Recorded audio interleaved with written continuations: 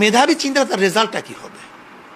কিন্তু যে ব্যক্তি মেধাহীন সেই চিন্তা করে যে পরীক্ষা পিছাবো কি আগাবো, এ টেনশন তার। কিন্তু যে ব্যক্তি সমস্ত বই মুখস্থ করা, তার আগে পিছের কি দরকার আছে, সে যখন পরীক্ষা তখন ভালো রেজাল্ট করবে।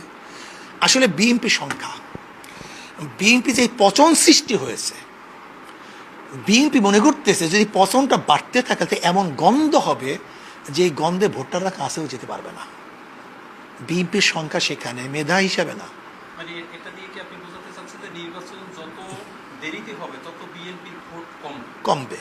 এর কারণটা কি হলো, তারা তাদের মুখ সম্মতন হচ্ছে। আপনি ইদানিং দেখেছেন আওয়ামী লীগের বক্তব্য, বিএনপির বক্তব্য, আওয়ামী লীগের কাজ এবং বিএনপির কাজের মধ্যে কোনো পার্থক্য নেই, হুবাহু এক, বরং কোনো জায়গায় বেশি। একটা উদাহরণ দেই, আপনি কি ভাবছেন 5ই আগস্টের পর এই পর্যন্ত বিএনপির যে বিএনপি নিজেদের কোন্দলে মানুষ মারা গেছে কত? 120-এর উপরে মনে হয়, কম বেশি আপনারা ভালো বলতে পারবেন। প্রতিদিন তো মারা যায়, সংখ্যা বাড়তে থাকে। 120-এর উপরে কোনো কোনো রিপোর্টে আসছে, হয়তো বা বেশি কম হতে পারে, আমি এটা নিয়ে 100-এর উপরে মাত্র কয় মাসে, এই কয় মাসে। আচ্ছা দেখেন তো বিগত আওয়ামী লীগের এই 16 বছরে নিজেদের কোন্দলে এত মানুষ মারা গেছে কিনা। উদাহরণ সে, তার মানিটা কি আপনি দেখেন। আওয়ামী লীগের যেই চাঁদাবাজি ছিল, নাম করা চাঁদাবাজি, এখন কিন্তু তার ডিগ্রি বাড়ছে, কমে নাই, ডিগ্রি আরও বাড়ছে। মানুষ কি বলতেছে, আগে চাঁদা দিতাম 50 টাকা, এখন দিই 150 টাকা, আগে দিতাম 200 টাকা, এখন দিই 300 টাকা। অর্থাৎ বিএনপির সংখ্যাটা হলো ভালো ছাত্র হিসাবে নয়, বিএনপির সংখ্যাটা যে পচনটা ধরছে, সেই পচনটা কোন পর্যন্ত যে ঠেকবে,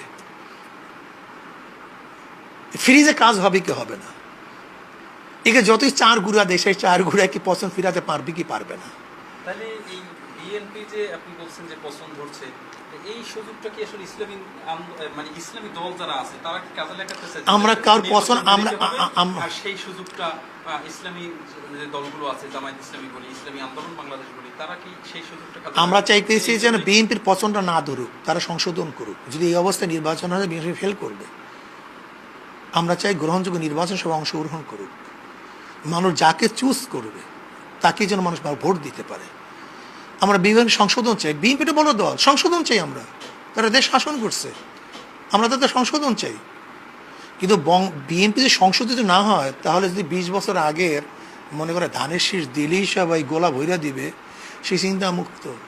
কেন এই বর্তমানে 38% মানুষ ধানের শীষে ভোট দেয়নি কোনোদিন, নতুন ভোটাররা 38% ভোটাররা ধানের শীষ দেখে নাই। তারা জিয়াউর রহমান সাহেব কি জিনিস জানে না। নতুন ভোটাররা কি জিনিস জিয়াউর রহমান বিএনপির আদর্শকে জানে না। তারা কি দেখছে? চাঁদাবাজি। যারা দেখছে 16 বছর পরে বিএনপির যেই তারই প্রশংসা জনগণ শুনছে, কিন্তু একটু দেখার পরে কি দেখতেছে তারা?